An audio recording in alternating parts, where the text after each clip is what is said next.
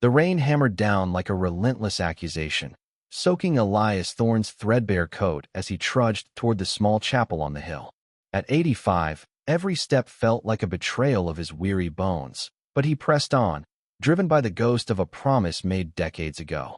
Inside, the air hung heavy with the scent of lilies and regret, and as the casket lid swung open with a groan that pierced the silence, a wave of gasps rippled through the mourners there. Lying in eternal repose was not the frail, aged body of his old friend Harold, but a young man in his prime, vibrant and untouched by time. Elias froze, his heart slamming against his ribs like a caged bird desperate for flight.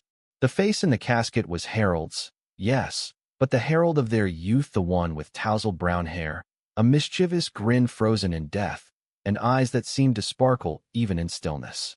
Whispers erupted around him. "It's impossible," someone murmured. "He looks alive, almost." Elias leaned closer, his gnarled hands gripping the edge of the casket, searching for some trick of the light, some cruel joke. But no, this was real. The man before him was the Harold who had raced through sunlit fields with him as boys, the one who had shared secrets under starlit skies, not the broken shell Elias had visited in the nursing home just last week. The funeral director, a portly man named Mr. Wilkins, stammered apologies, his face ashen. "There must be a mistake," he said, fumbling with papers. "The body was prepared last night. I swear he was." "Oh!"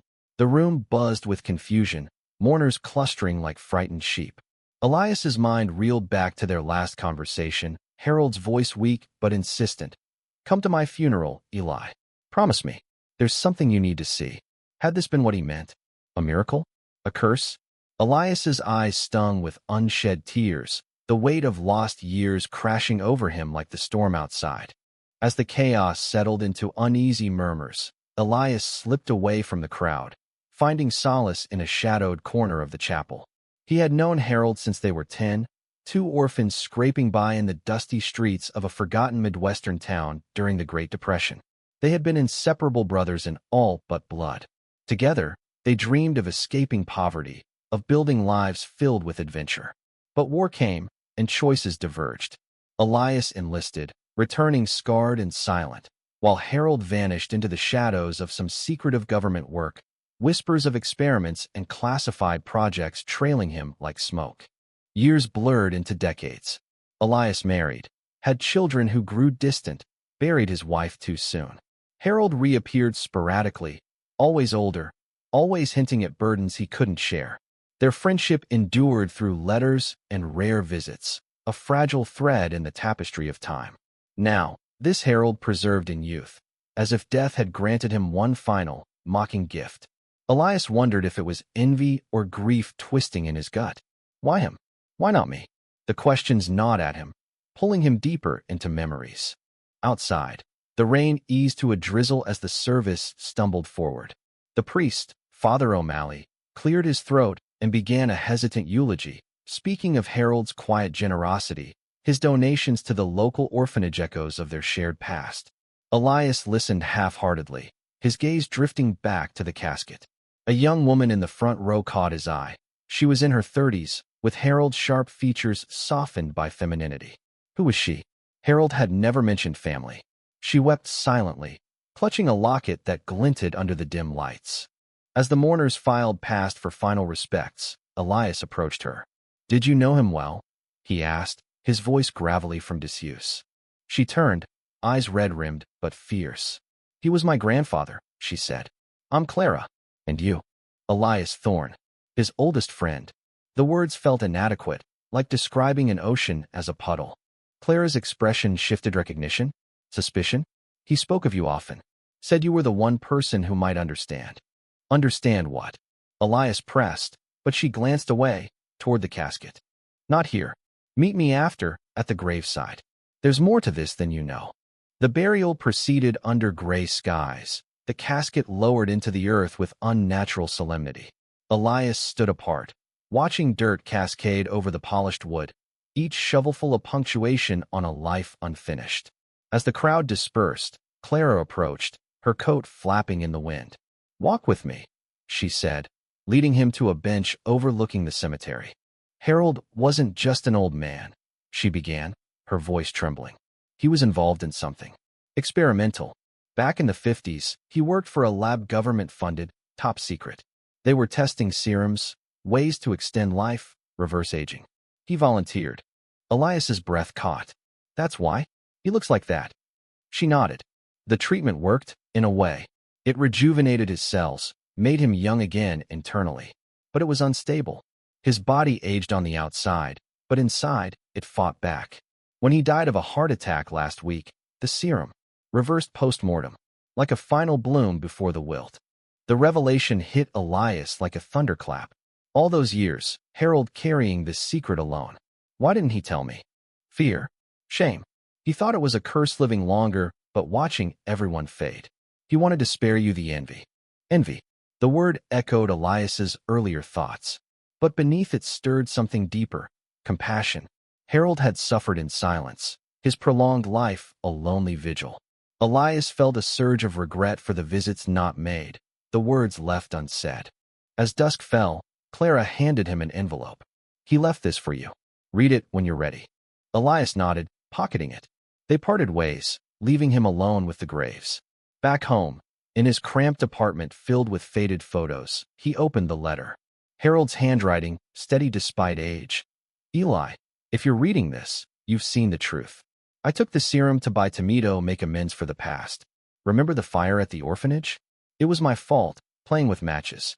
I let you take the blame. I've lived with that guilt, using my extra years to help others. Forgive me, old friend. Live your remaining days fully. Yours, Harold. Tears blurred the ink. The fire Elias had been whipped for it, scarred for life. But he had forgiven long ago, assuming it was an accident. Harold's confession unlocked a floodgate of emotions. Anger, then understanding, finally peace. That night, Elias dreamed of their boyhood, running free, unburdened.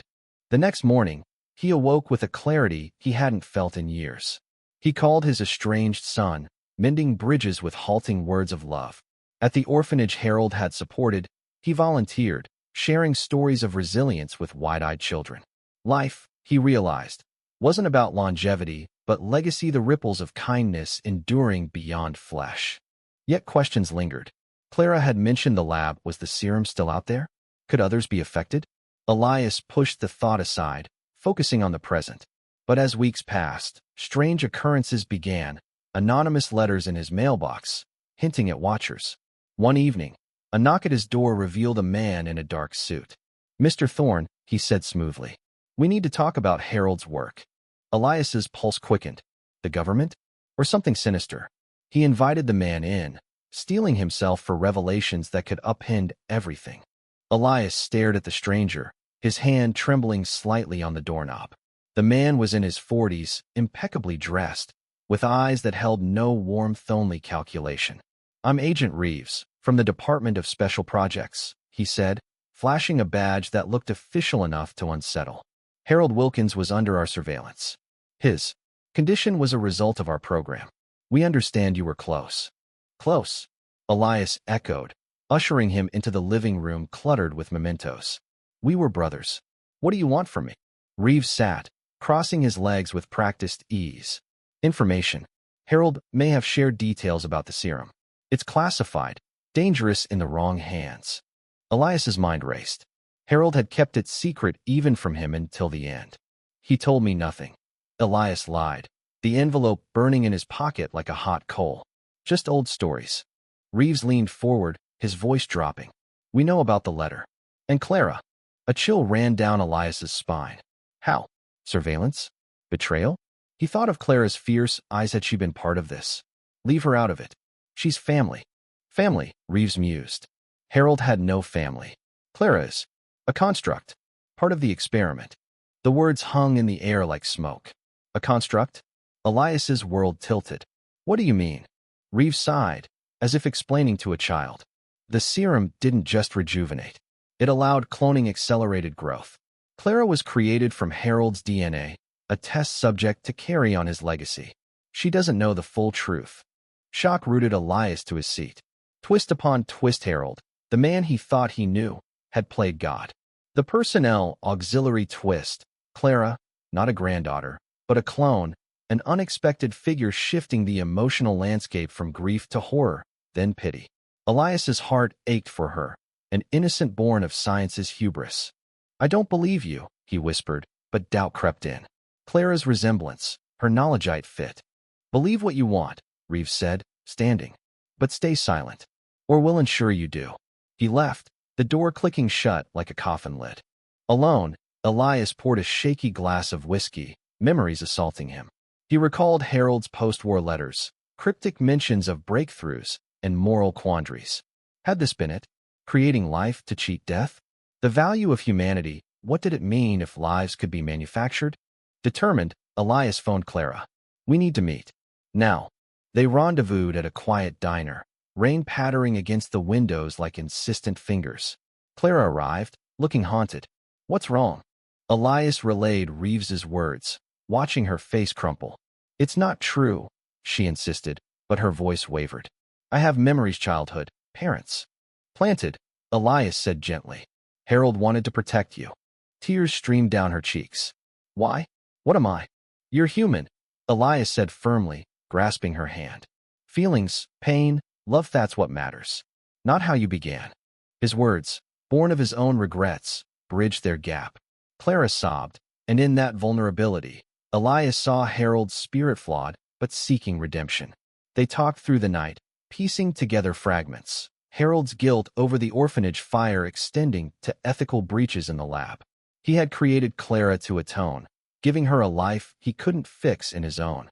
As dawn broke, Clara revealed a hidden drive. Harold had given her data on the serum, potential cures for diseases. He wanted it destroyed, but maybe used for good. Elias nodded. "Together, we'll decide." But shadows loomed. Reeves's threat echoed, and soon, Elias noticed Tails' cars lingering outside his home, phones clicking suspiciously. Paranoia set in, but it fueled resolve. He reached out to old contacts from his military days, seeking allies against the agency. One evening, a new twist emerged, an unexpected visitor, Dr. Lena Voss, a former colleague of Harold's. She was elderly, like Elias, with sharp eyes behind glasses. "Harold sent me," she said breathlessly. "Before he died. He knew they'd come." Dr. Voss, the auxiliary character, burst into the narrative like a storm, altering perspectives. She had defected from the program years ago, living in hiding. The serum isn't just for a Jinj, it's a weapon. Mind control, immortality for the elite. Harold stole samples to sabotage it. Her revelation reframed everything. Harold wasn't a victim, but a hero, risking all to expose corruption. Elias felt a swell of pride mixed with sorrow. His friend had fought silently, bearing the weight alone. With Voss's help, they decoded the drive, formulas, test logs, evidence of atrocities. Clara, processing her origins, found strength in purpose. "I'm not a mistake," she declared. "I'm proof we can choose our path." They planned to go public, but danger escalated. Reeves's men raided Elias's apartment, forcing them into hiding. In a dingy motel, tensions rose. Voss argued for destruction, Clara for selective release, Elias mediating with wisdom honed by age. Through it all, Elias reflected on life's fragility. His own mortality loomed, but in aiding Clara and Voss, he found meaning. Phone calls to his son became deeper, apologies flowing freely. "I've wasted time," he confessed. "Don't make my mistakes." One night, as they pored over documents, gunfire shattered the peace agents storming in. Chaos ensued. Voss wounded, Clara fighting back, Elias shielding them with surprising vigor. In the melee, he confronted Reeves. "Why? For power. For progress," Reeves snarled. "Death is obsolete." Elias's response was a quiet rebuke. Without death, life loses value. Love, sacrifice, they're born of limits. A standoff ended with police sirens, tips from Elias's contacts. Reeves fled, but the trio escaped, evidence intact. As they regrouped, Elias felt a profound shift. Harold's legacy wasn't the serum, but the humanity it tested. Forgiveness, connection, these endured. Yet the chase wasn't over. Whispers of more clones, deeper conspiracies surfaced. Elias, Clara, and Voss vowed to fight on. In the aftermath of the raid, Elias, Clara, and Dr. Voss fled to a remote cabin in the woods, courtesy of Voss's underground network. The air was crisp with pine and possibility, a stark contrast to the urban shadows they'd escaped. Elias's body ached from the exertion, reminders of his age, but his spirit burned brighter than in years. "We're not safe yet," Voss warned, bandaging her arm. "The agency has long arms." Clara paced, her face a mask of determination. "We released the data anonymously. Expose them." Elias nodded, but caution tempered his agreement. "First, understand it fully. Harold wouldn't want innocents harmed." Days blurred into a rhythm of decoding and debate. Voss, with her scientific acumen, explained the serum's mechanics. Nanotechnology rewriting DNA, halting decay. But side effects loomed: psychological fractures, dependency. Harold cracked under it, she confessed. Hallucinations, paranoia. This revelation humanized Harold further, his isolation a symptom, not choice. Elias shared stories of their youth, painting Harold as adventurous, kind. Clara listened hungrily, piecing her grandfather into a mosaic of flaws and virtues. Amid the tension, an unexpected bond formed. Voss, once brusque, opened up about her regrets abandoning family for the lab. "I thought science was God," she said tearfully, "but it stole my soul." Elias comforted her, his voice steady. "We all chase illusions. Redemption comes in acts, not words." Clara, grappling with her artificial origins, found solace in nature walks with Elias. "Do I have a soul?" she asked one evening, staring at the stars. "More than most," Elias replied. "You feel, you care. That's the spark." Their conversations wove threads of humanity, the value of empathy over eternity, connection over conquest. Elias wrote letters to his grandchildren, enclosing photos, bridging gaps time had widened. But peril intruded. Scouts from the agency circled, forcing a midnight evacuation. In the scramble, they lost some data, heightening stakes. Arriving at a safe house in a sleepy town, Voss revealed another twist. "I'm not just a defector. I have a sample of the serum." The disclosure hung heavy. A vial, hidden for years, capable of granting youth. Temptation flickered in Elias's eyes. More time to right wrongs. Clara's to a chance at normal life. "Why tell us now?" Elias demanded. "Because choice defines us," Voss said. "Destroy it, or use it wisely." Debate raged. Clara advocated use. Cure diseases, help the suffering. Elias countered. "At what cost?" "Harold's life shows the price." In the end, they voted to destroy it, prioritizing ethics over power. But as flames consumed the vial, a sense of loss mingled with liberation. Word spread through Voss's contacts. Leaks began, media buzzing with rumors of government experiments. The agency scrambled, denials flying, but cracks appeared. Elias's health faltered amid the stress. A cough, weakness. Clara nursed him, their roles reversing. "You're like the father I never had," she whispered. "And you're the daughter I gained," he replied, tears welling.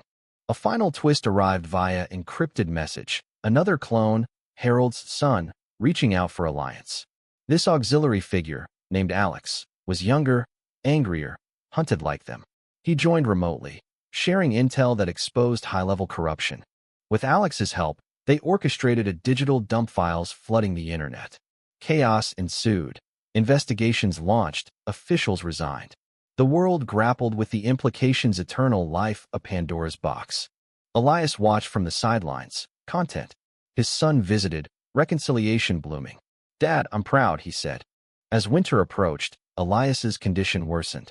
In his final days, surrounded by Clara, Voss, and family via video, he reflected on the journey from a gasp at a casket to global change.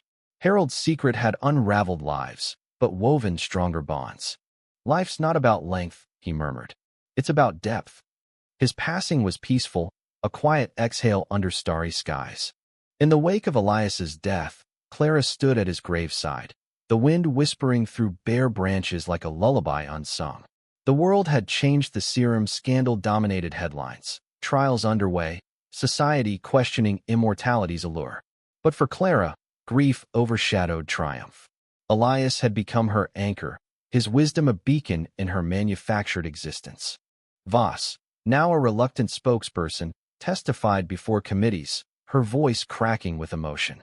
"We played God," she admitted, "and lost our humanity. Alex, the clone son, arrived in persona, young man mirroring Harold's youthful casket form, eyes haunted by isolation. His presence, another auxiliary shift, injected fresh energy and conflict. Bitter from years in hiding, he challenged Clara. We're freaks. Why fight for a world that fears us? Because Elias believed in us, she countered. In choosing kindness over resentment. Their alliance frayed but held, united by shared DNA and purpose. Alex brought skills hacking, evasion bolstering their efforts against remaining agency remnants. Clara delved into advocacy, founding a foundation for ethical science, honoring Harold and Elias. She spoke at conferences, her story resonating. I was born in a lab, but raised by hearts. That's what makes us human. Personal growth bloomed. Clara connected with Elias's family, sharing tales of his heroism. His son embraced her as kin, healing old wounds. Yet threats persisted. Rogue agents, seeking serum remnants, targeted them. A midnight ambush forced a cross-country flight, adrenaline fueling bonds. In a desert hideout, Alex confessed his fears. I don't want to live forever alone. Voss, mentoring him, echoed Elias. Then build connections. That's the true elixir. As exposures mounted, a global reckoning unfolded. Laws passed regulating biotech, emphasizing dignity over dominance. Clara reflected on the narrative's arc from gasp of shock to gasps of revelation worldwide. In quiet moments, she visited graves, Harold's, Elias's. You taught me to live, she whispered. The story closed not with endings, but continuations, ripples of humanity enduring.